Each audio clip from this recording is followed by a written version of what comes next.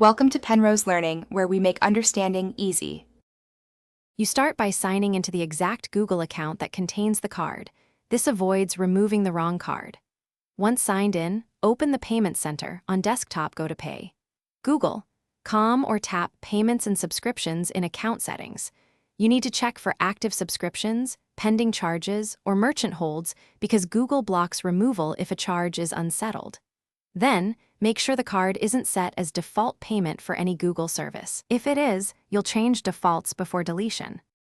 Once in Payment Methods, scroll to find the card you want to remove. Click the three-dot menu or the card itself. Choose Remove or Delete and confirm when prompted. This clears the number from Google's vault. If the option is grayed out, it's usually because the card is the default or tied to a subscription.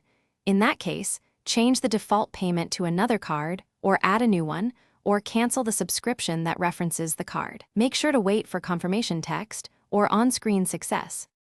After removal, verify by revisiting Payment Methods. The card should no longer appear. Also inspect linked devices, Play Store, YouTube, and merchant billing pages to ensure no residual references remain, because some services cache payment info.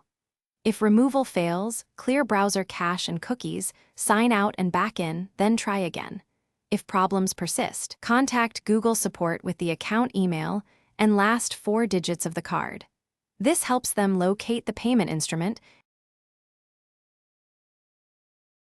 Thanks for watching. If this was helpful, leave a like and consider subscribing. See you next time.